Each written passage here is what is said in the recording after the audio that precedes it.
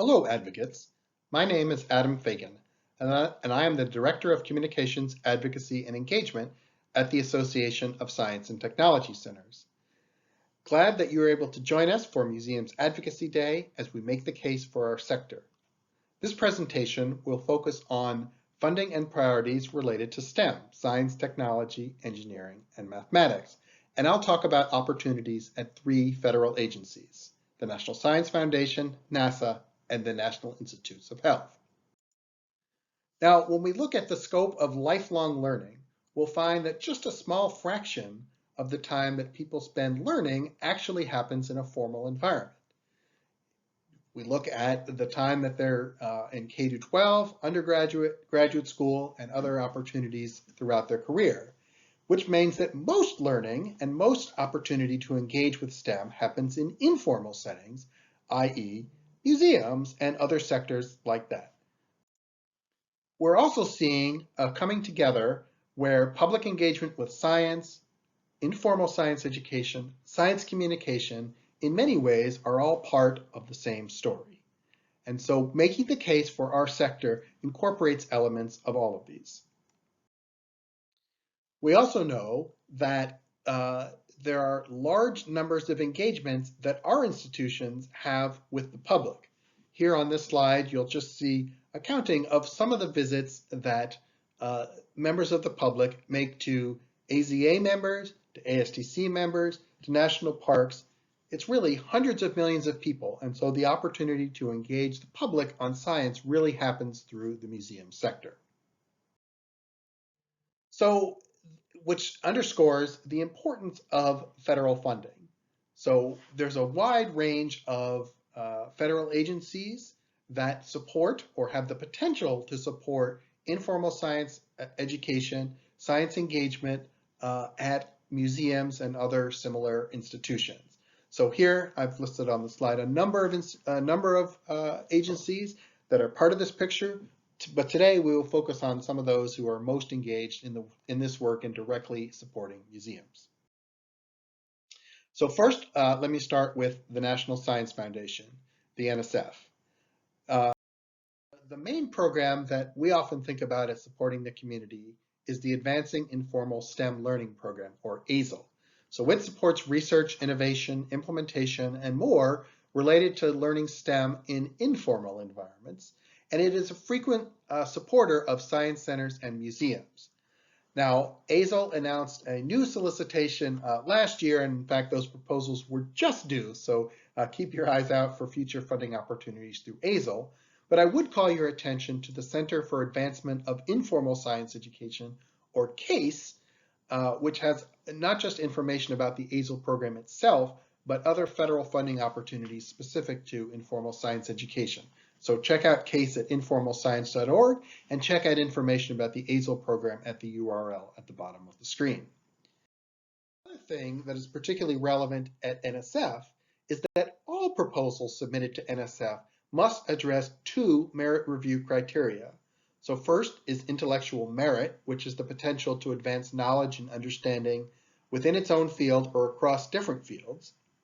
But each proposal to NSF must also incorporate broader impacts, which is the potential to benefit society and contribute to the achievement of specific desired societal outcomes.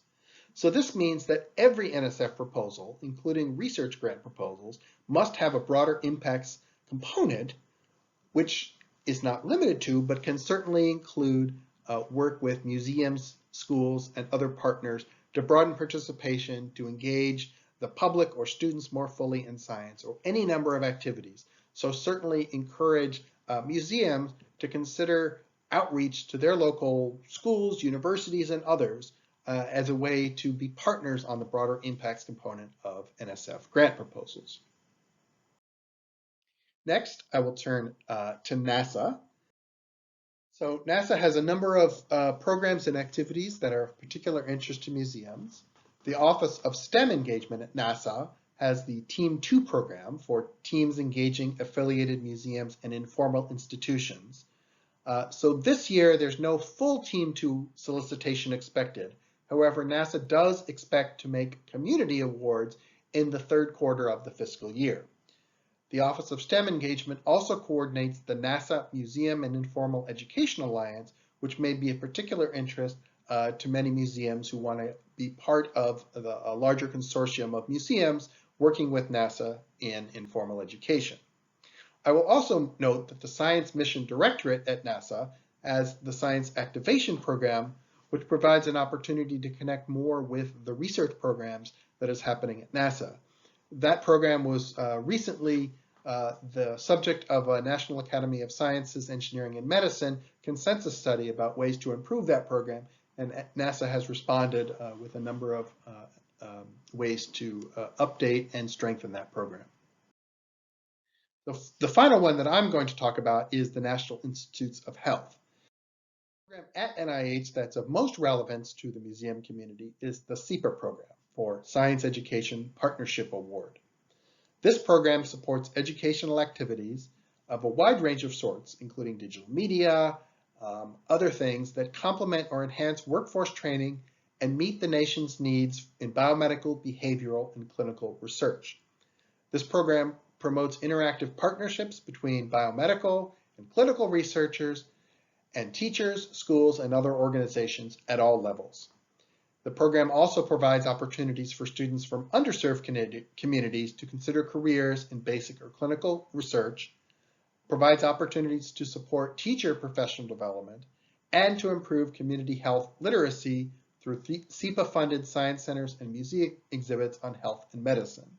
And this program is also one that has traditionally supported a number of museums and would certainly be worth a look for those who have an interest in health-related topics.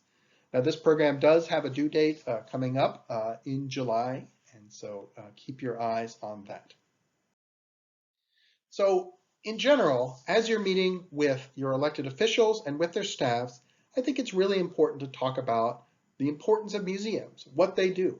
They spark interest. They activate learning through educational exhibits, through collections, through public dialogue and deliberations, hands-on experiential program, now more virtual, more off-site, more community-based activities, and talk really personally about the ways that museums not only impacted your own lives and those of your family, but the contributions that your museum is making to your communities in ways that really help add to the value of community partnerships and community engagement.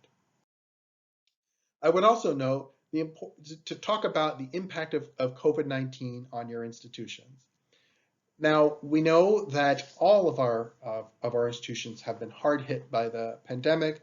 Nearly all museums have experienced extended closures and reduced attendance, even if they're back open now, and that many of our institutions really depend upon people coming through the doors for a significant fraction of their budget. Sources which have essentially dropped to zero during closures and have been very slow to recover even as they've been able to reopen. Yet at the same time, almost all museums have continued to serve their missions and their communities during these challenging times despite those limited resources. This includes supporting schools and families, engaging their community, and serving as a site for food distribution, for vaccination efforts, and much, much more. Now, the legislators you talk to may focus on things like the Paycheck Protection Program and the Shuttered Operators Grant Program, which true have provided an important lifeline for the community and really helped stave the number of closures among museums. But please help them understand that the challenges from the pandemic are far from over and that the impacts will last for some time to come. So as there are opportunities to not only have additional support, to have robust consideration of the museum community in crafting those programs. Thank you again for participating in this session. I look forward to hearing the results of your conversations when you go up to Capitol Hill, at least virtually, tomorrow. Thanks so much.